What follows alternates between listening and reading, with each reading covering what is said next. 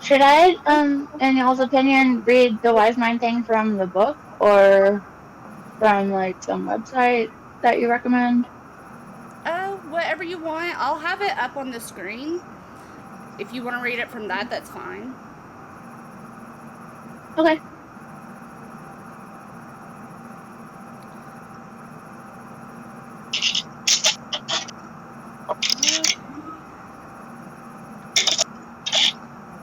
Sorry it's shaky. I am adjusting. This will not be happening in a minute.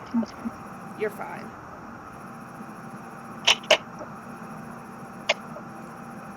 Kind of nice to have the Twitch open anyway. That way we can see the chat.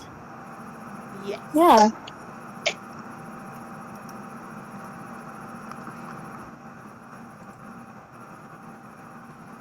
Hello, everybody, and welcome to our DBT podcast. I have with me from top to bottom, I have Hooter, Maria, Electra, and Lexi. Thank you guys for being here today. We have been doing this on Thursdays. We all met in the same group therapy, doing DBT together. So we just wanted to help teach skills that we've learned to other people. So we hope that it helps. So we haven't really decided on a name. I just kind of threw a name up here that Hooter had thought of earlier, The Journey. So let me know if you like it. Today we're going to be talking about what to do when you are in crisis. So just so you know, trigger warning, we will be talking about personal experiences that could trigger you. We do have links to resources if you need those. They are also on the screen below. Okay, let's get started.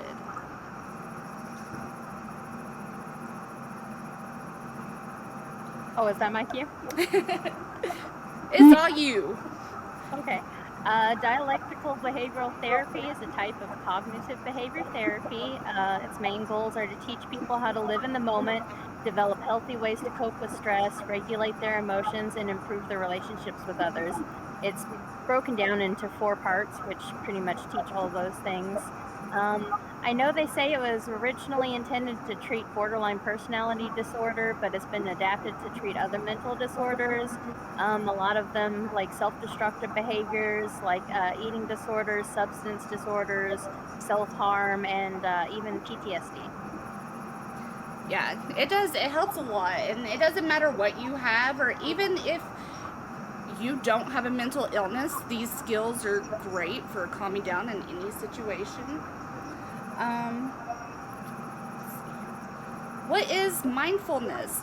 Mindfulness is a mental state achieved by focusing one's awareness on the present moment while calmly acknowledging and accepting one's feelings, thoughts, and bodily sensations used as a therapeutic technique.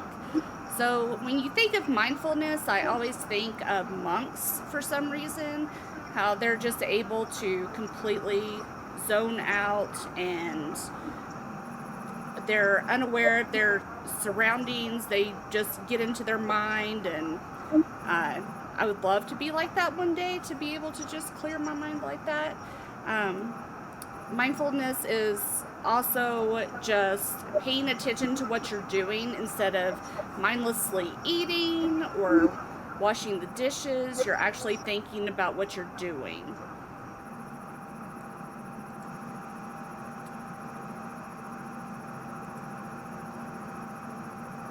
There you go, Lexi.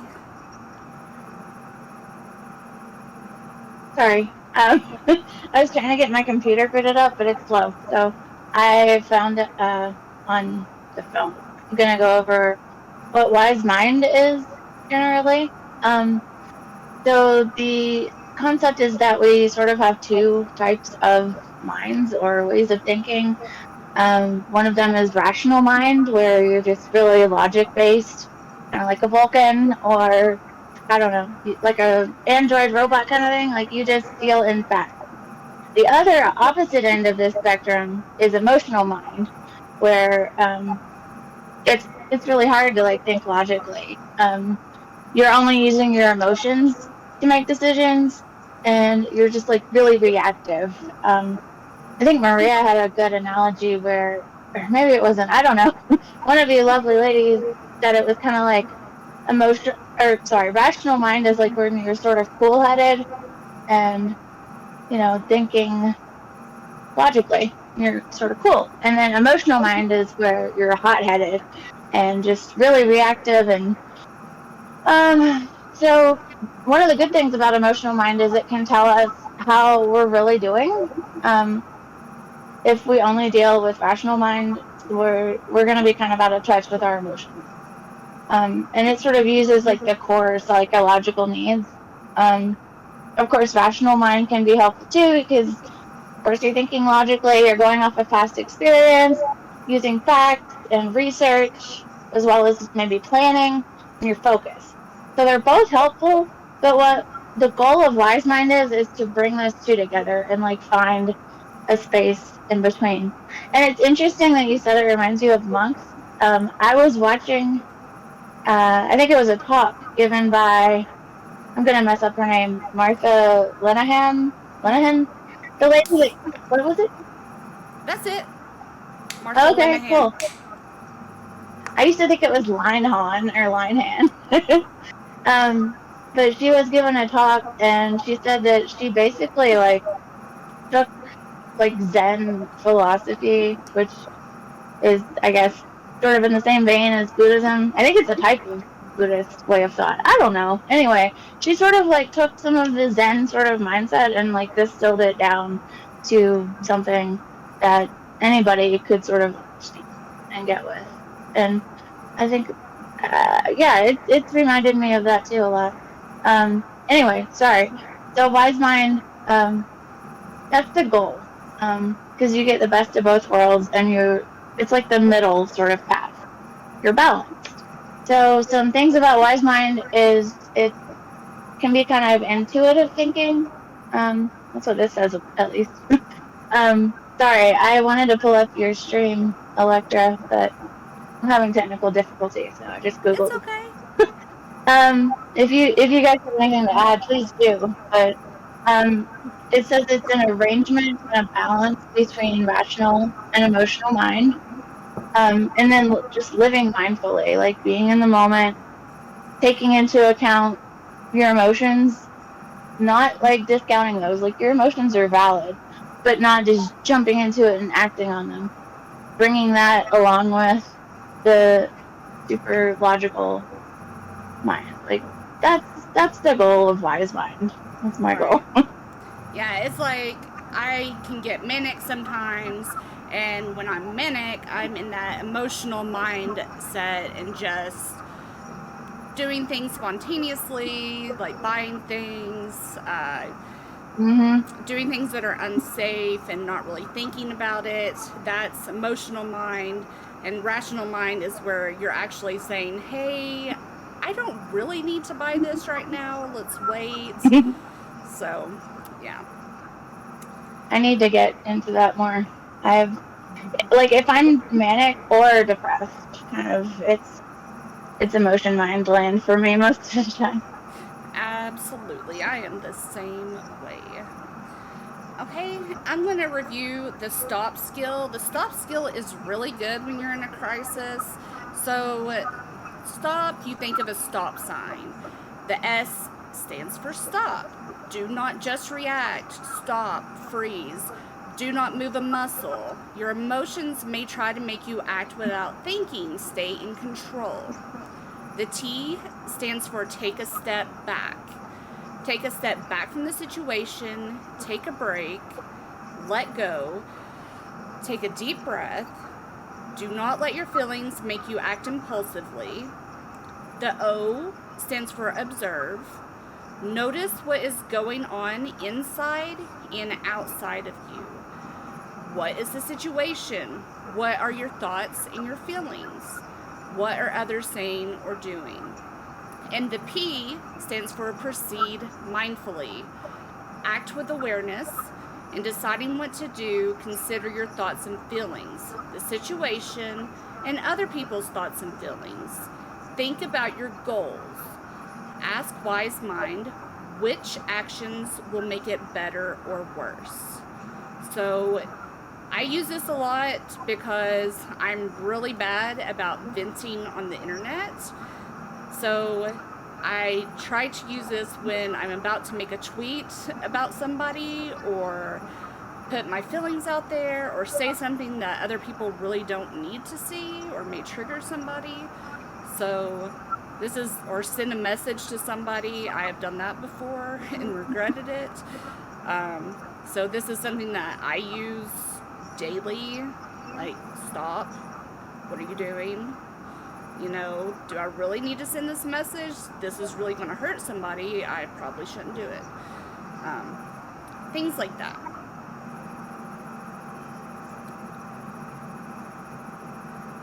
Maria, did you want to go over the what skill?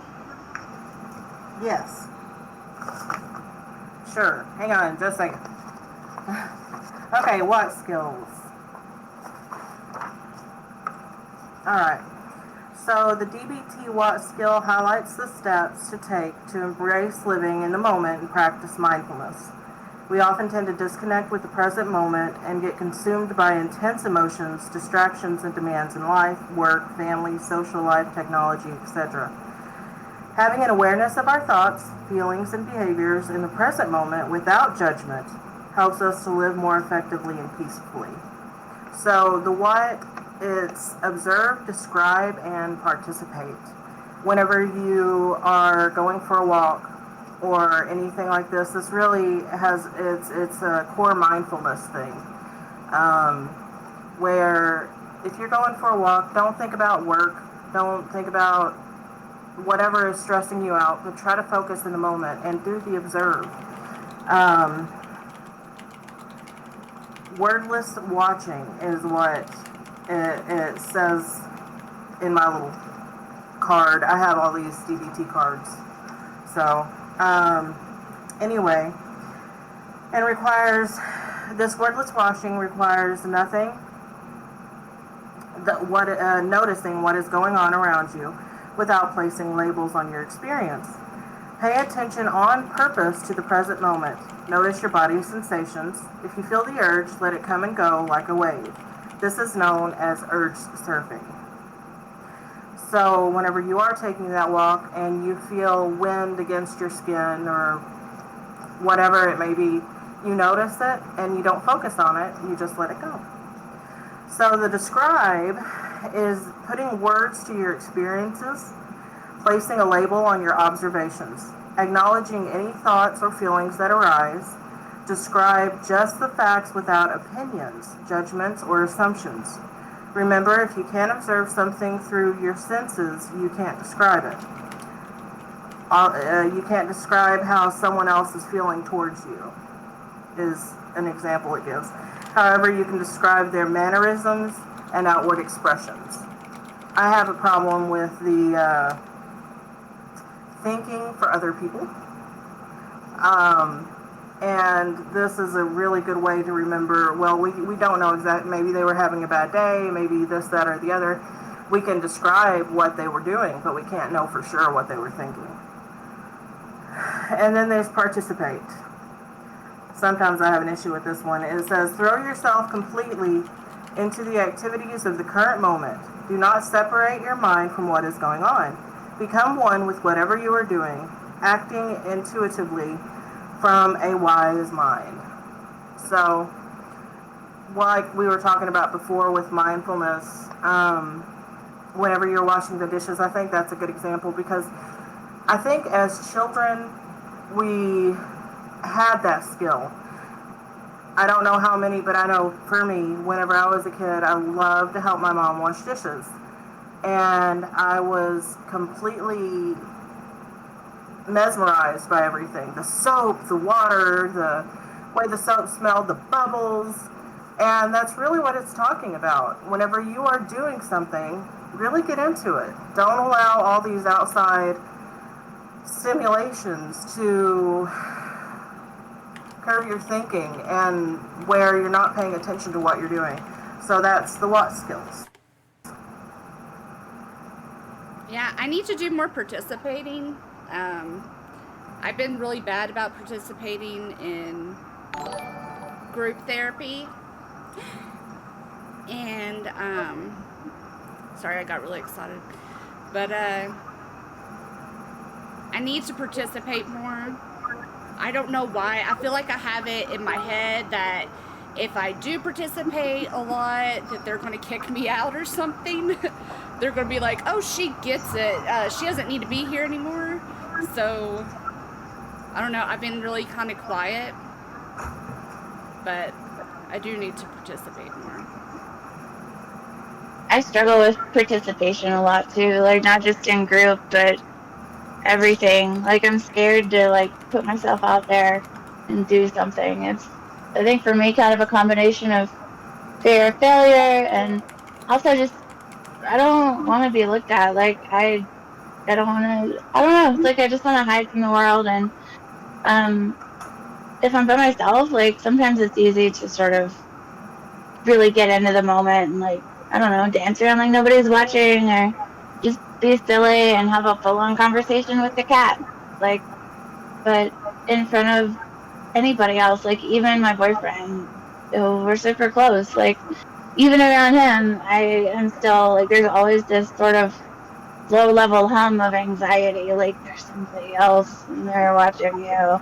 Like, so it's hard for me to participate, but and then in group, I feel like I participate too much sometimes. Like, I feel like everyone's just sick of me talking, and they're like, why will she ever shut up? No, you So, basically saved me from having to say anything. I was like, thank you, Lexi. Thank you for talking. So, because I don't want to. You should Sure. never hesitate to talk during group. You might be saying something that someone else in the group wants to say, and like you, they're afraid to say it. I know, and she's always like, I'm sorry, I shouldn't have said that. And I'm like, there's so many people that are agreeing with you in the chat about what you're saying. We all relate. So we're just glad that she is so outspoken and says what we're afraid to say. I'm afraid to say it a lot too. It's okay. It's nice to have a safe place to do that, though. So I'm really grateful to have like a group therapy thing. If you're watching this, like, see what's out there because it can really help just to know that you're not alone and to have other people that can relate to you. That's one of the things that I liked about going to AA. Like, even if I hadn't been an alcoholic, like, yeah, all they talk about is alcohol there, but there's other, like, you know, recovery support groups out there that focus on all sorts of behaviors. So, I don't know. There's free options. So. There are, and I thought that I was the only person that felt the way that I did until group, so it is really good.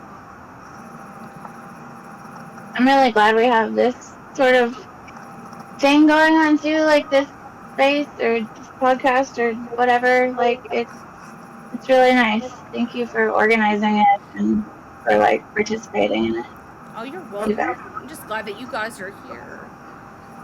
It's going to be really hard once, you know, I'm graduating in just a couple of weeks. I know. It's going to be really hard, but I know that I've still got the support, and that's something that, absolutely. you know, if you're worried about starting therapy because it's, you know, something really good and you're afraid to leave it, they're not going to make you leave unless you're ready, you know?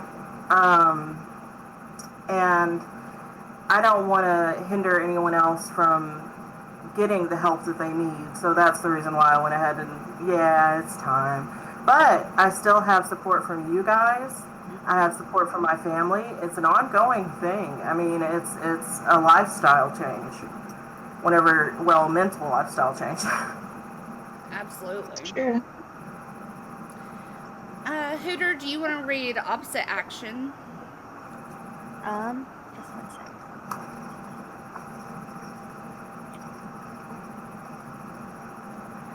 Thank you guys for being here. I do appreciate it. Make sure to share with your friends. We are trying to bring in some people so we can reach out and help as many people as we can with this podcast. Okay, so opposite action is involving choosing to do exactly the opposite of what your emotions tell you to do.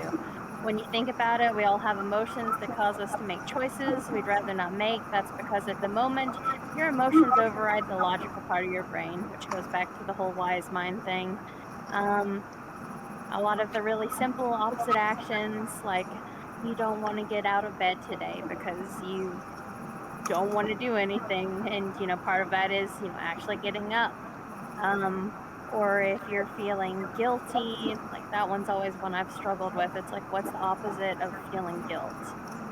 Um, it's really great to grab the emotional wheel and then you can take a look at that and figure out it's like, what might be the opposite of that emotions I'm feeling? If you're feeling jealous, doing something giving for someone else, or um, you know, if you're feeling sad, going and dancing, like no one's watching you, that's an opposite action. That's true. Absolutely. I use opposite action every day too. It's like I don't want to go to Same. work. I don't want to be yelled at by these people, but I kind of need the money to live, so gotta do it. Okay, so this is the new skill that we are learning today, and Maria is going to take us through it. So take a minute, and if you have something that is cold, like cold water, an ice pack, I have frozen ravioli, okay? There is something in your freezer that you can use to practice this. So take a minute, run to your freezer, grab something cold, Okay.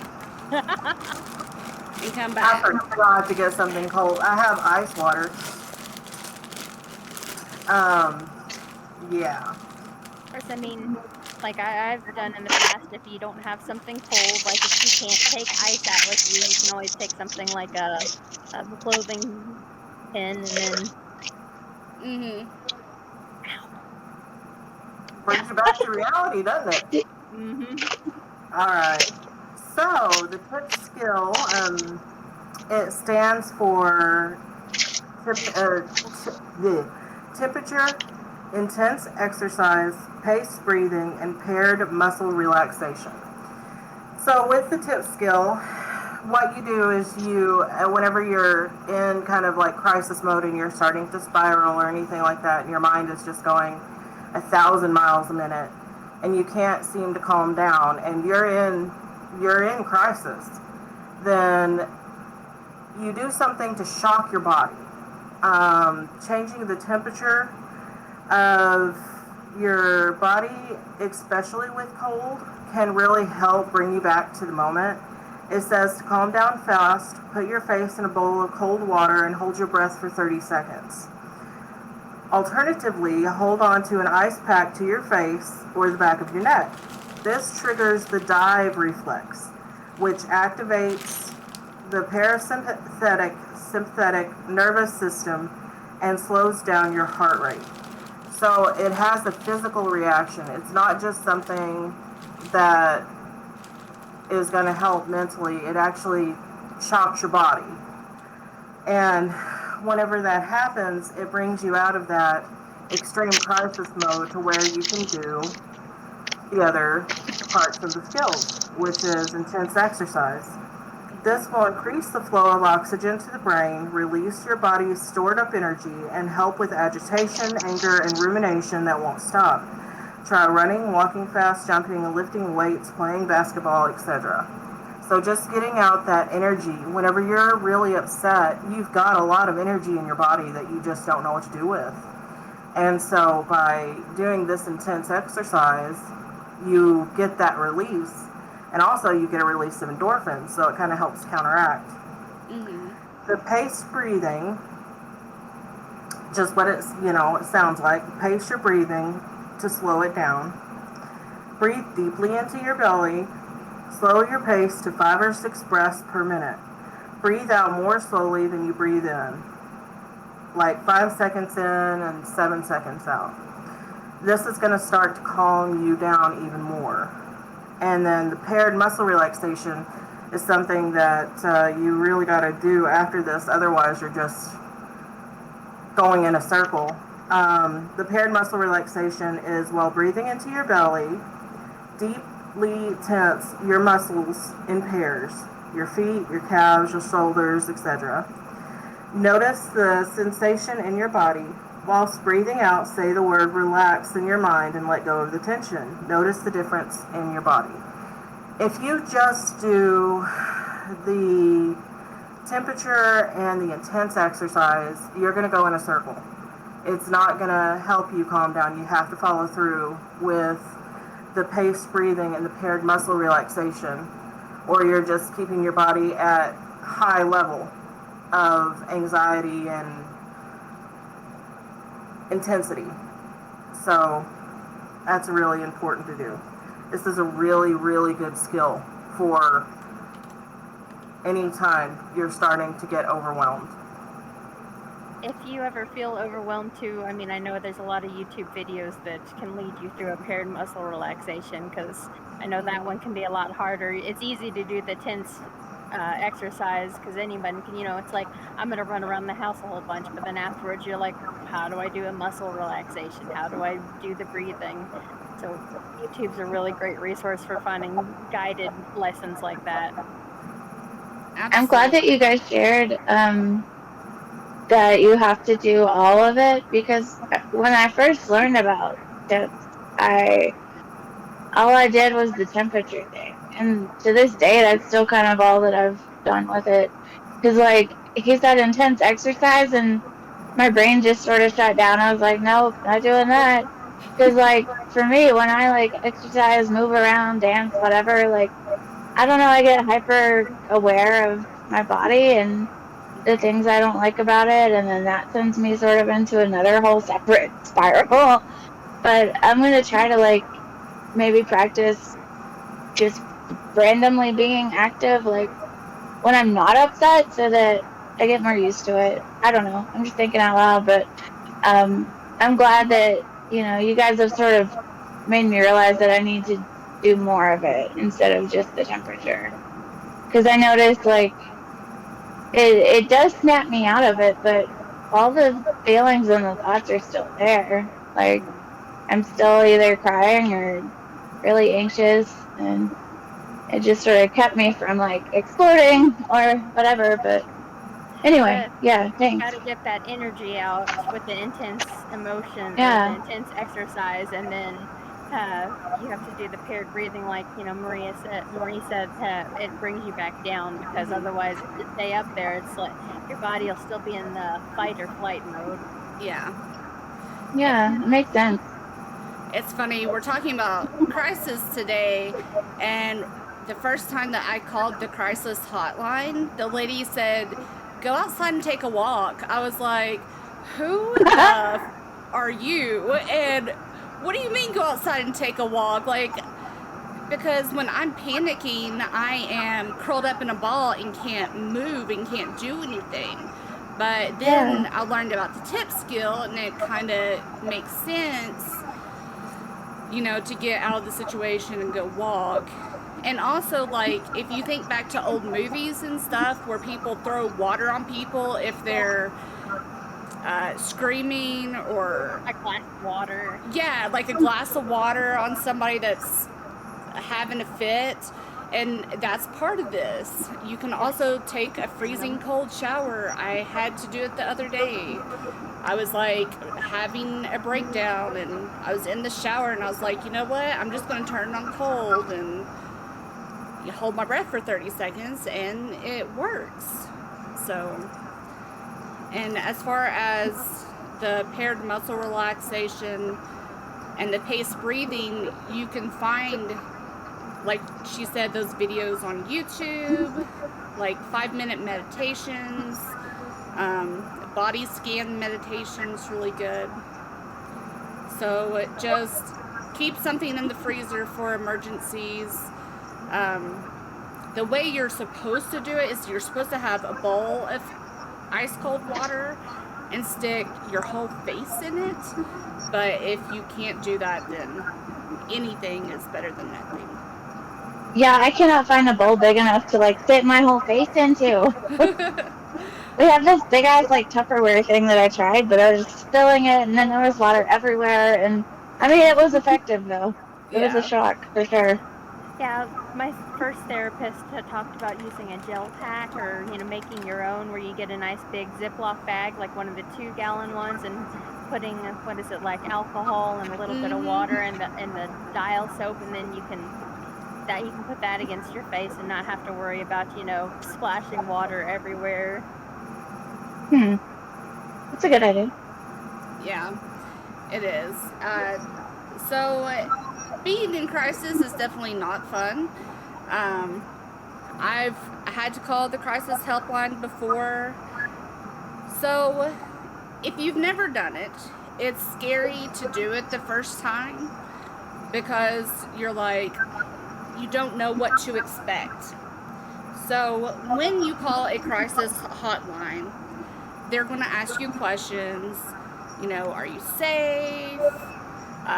Do you have something to hurt yourself with?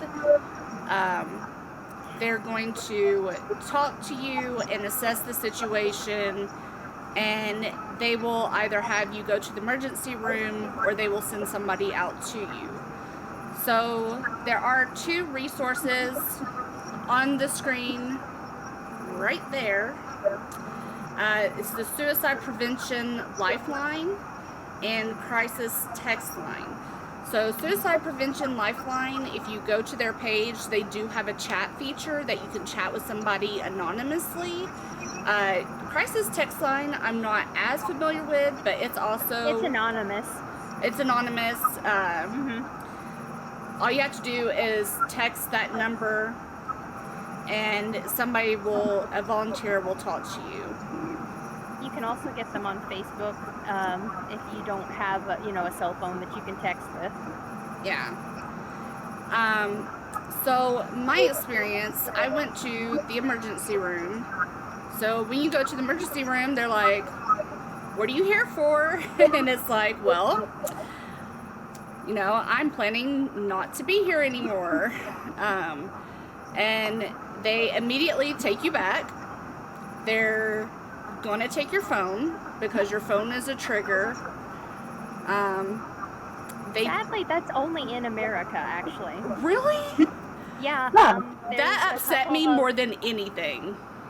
There are some really interesting European TikToks that I've been following, and there was a teenage girl who was about to be moved from the youth facility to the adult facility, and everyone's going, it wasn't real, she has her cell phone, and everyone from Europe's going, no, you're allowed to have your cell phone in the facility, why wouldn't you?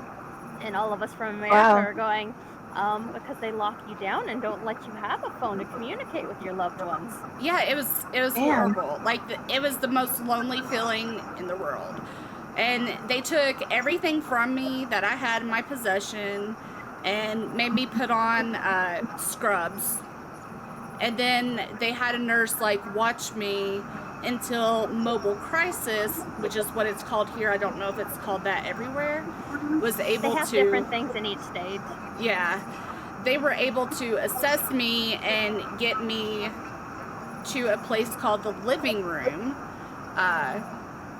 which is a crisis stabilization unit. It looked just like a house. They gave me my phone back. I was very happy. They gave me my stuff back.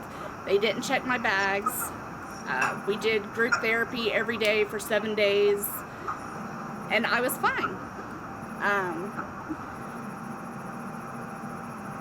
But I got worse a little halfway through and ended up having to go to another facility that was a lot stricter. It was an actual mental hospital, just because I had an attempt while I was in the CSU. So they sent me to a mental health facility where they put you through a metal detector, take all your stuff again, and you're there for at least 3 days so they can assess you, and they may keep you longer. But everything worked out. I got the help that I needed. It wasn't scary. The hospital that I went to was really nice. The nurses, the doctors were extremely nice and helpful. It was a lot less scary than I thought it was going to be. So don't let that fear keep you from getting help, because it's better to just go and get the help that you need than to not be here anymore. Does anybody else want to share an experience? Or I was have gonna anything to say, add? yeah, I've been a couple times.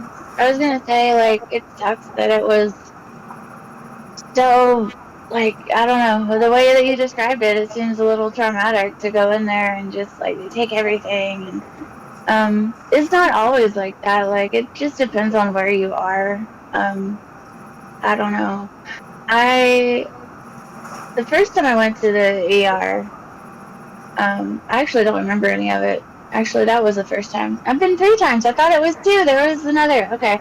So the first time I was just like having this freaking emotional breakdown, and I wasn't even drunk, but it felt like I blacked out. Like, I don't remember what happened, except I was talking to my friend on the phone about all this stuff, and she called the police, and I don't even remember like her telling me that. But um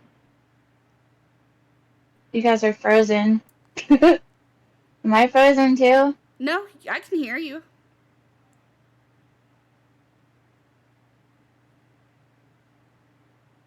What is going on? I can hear you. Can you hear me?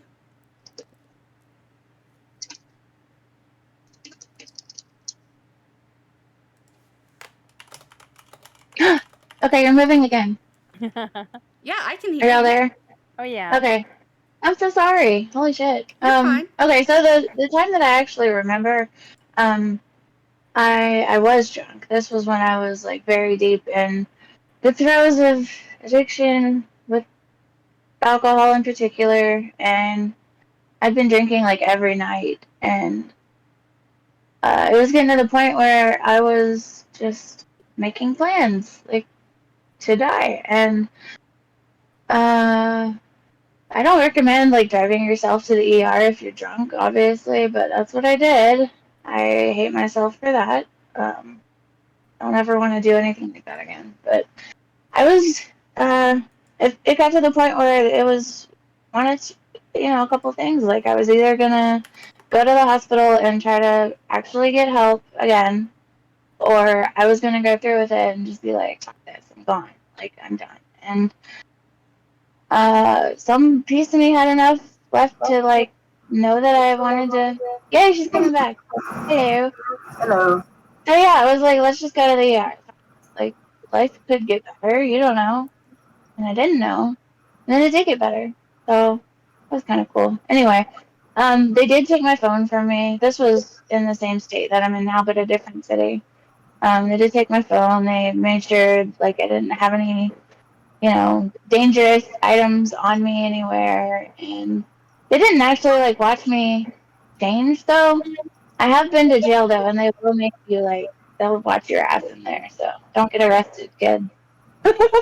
Um, So yeah, it was similar to what you described, Electra. I was really like disconnected already though, like I wasn't talking to anybody, so it wasn't as much of a jarring experience, I guess, to have my phone gone. They did that the second time, or I guess the third time too, and that sucked because at that time I was with the guy I'm with now, and I wanted to let him know what was going on, and I couldn't. Um, but yeah, I stayed in that hospital in like the mental health sort of portion for I think it was like 12 days.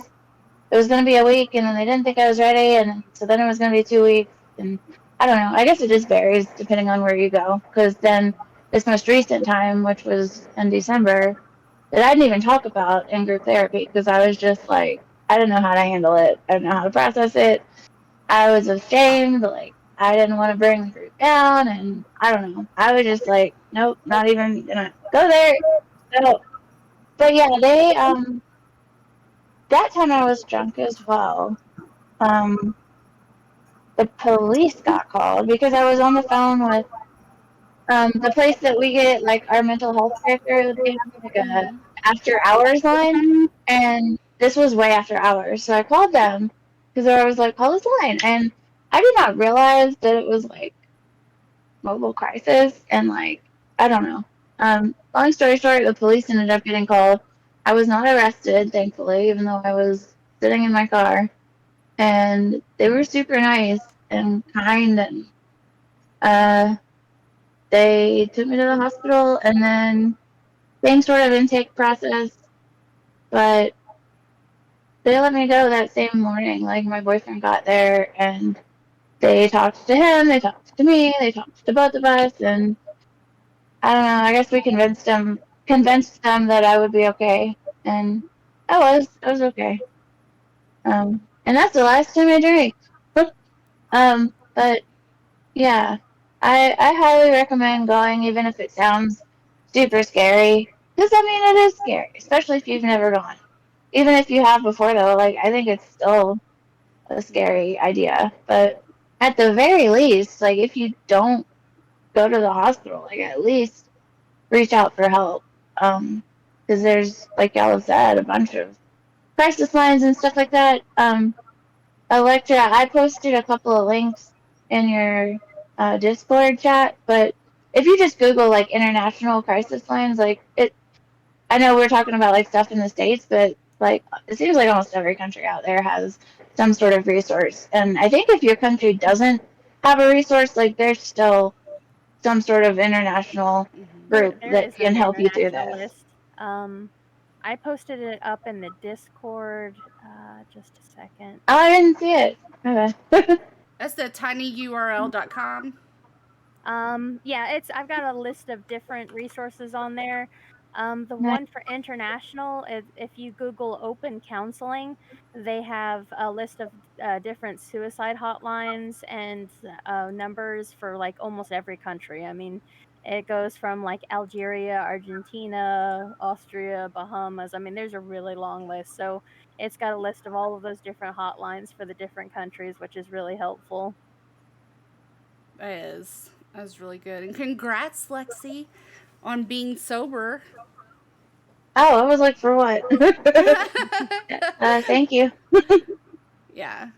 It I it's know Definitely helped to not like be literally drinking poison every single day of my life. mhm. I know for the facility that we use for our healthcare, the four of us, the reason why when you call that line for their crisis hotline, because they are a facility that's, I forget what the word is, but they have to report if you express any like intentions of actually doing anything. They usually have to Yeah, call the authorities for a wellness check. I know a lot of these hotlines aren't like mandatory report.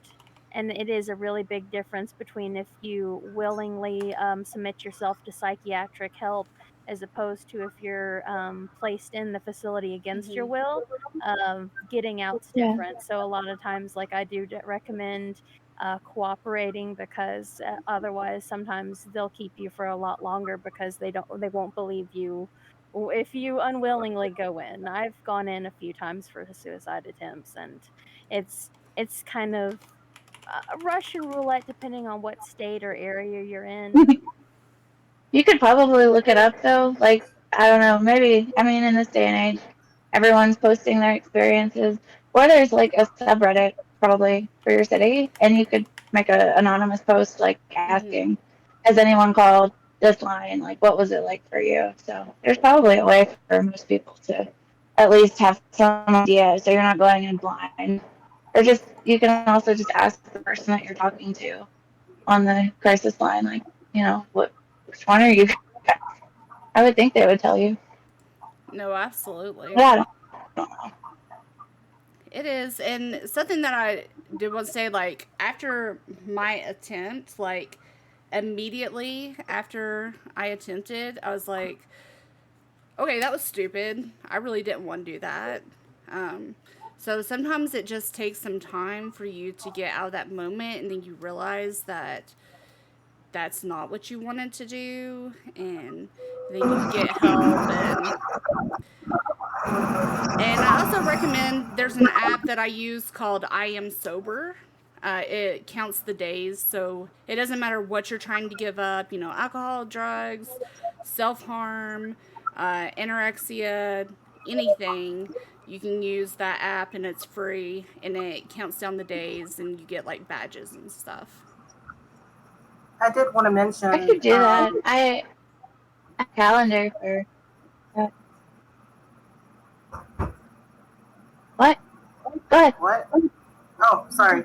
I was doing some research on people who have survived suicide attempts, and the one that I was doing research about was jumping off bridges, like notorious bridges for suicide. And one of the things that almost every single one of them said is once they took that step, they regretted it. Mm-hmm. Oh, So I try to keep in mind. I try to keep in mind anytime that I'm feeling suicidal that suicide is a permanent solution to a temporary feeling or problem, and that has gotten me through quite a bit, and it's helped me to reach out whenever I do hit that point. I've only been to the CSU a couple of times, and it wasn't bad experiences at all. It was really hard the first time because I didn't know what to expect. And the second time going in, I was prepared. They did take everything away, but I had my book and my notebook, and it it helps reset whenever you go in. It helps reset your brain and your thinking because I mean, all you're doing whenever you're there is therapy, and it really helps you get your brain on straight a little bit better, and so you can cope with going back to life. It is. It takes you out of the situation. So it's like, I don't want to call it a vacation, but it's literally a vacation away from your life, and removing yourself from that situation makes you see things more clearly. Um, so I definitely recommend it if you are having some issues. Just reach out to somebody, be like, hey, I'm struggling, or call the crisis line. They can get you help. It's better than the alternative. Also, join our Discord. We have Hooter has a DBT Discord. Let me get the link. There's some great resources there. You can meet people that are just like you, that are going through the same crap that you're going through. So I'm going to put that link down here. There you go. And we do this every Thursday. So come hang out, ask questions. If you have questions, ask them. If you need a resource, we can help you find it. We are not medical professionals, we're just messed up people that went to therapy and got help, and now we're trying to teach skills to other people. Not any of us are perfect. We accept everybody. Uh, a few of us are LGBTQ, so um, we're not of any faith. We don't care who you are. We just want to help. So definitely, reach out if you need something. We can help you look it up. Join the Discord. Share the links. Come on Thursdays. Learn some skills. Anybody else have anything they want to say? Um, I with my therapist this week, we had a really big breakthrough. Radical acceptance is part of DBT, and one of the things that I learned was that just because you can do radical acceptance doesn't mean that it's one thing that happens once. You can go back and have to radically Mm. accept repeatedly the same thing, and the one that we had the breakthrough on is that it's okay not to be okay. And you can tell yourself that as many times as you need, because at some point you might, there'll be bad times, there'll be good times, and if the bad times come back, that doesn't mean that you failed or that you didn't use your DBT. It just means that you have to pick it up again and try again, which is something that I think that a lot of people probably struggle with. I mean, I know myself, I'm always going, why am I doing this again? Oh, right. I'm still alive, so that's important. Yeah.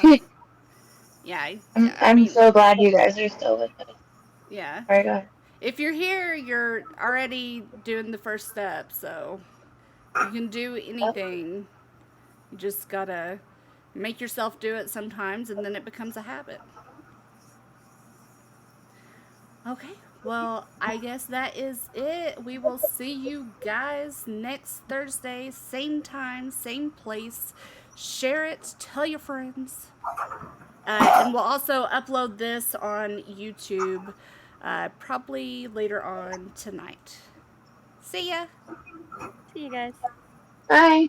Oh, and if you, I don't know, you probably already stopped it, but Nope, I was still gonna going. say if anybody has, okay. I was gonna say if like you're watching this later on YouTube or whatever, and you have any questions, feel free to leave them in the comments, and we can talk about it either in the Discord or we could answer questions on this if anybody has any.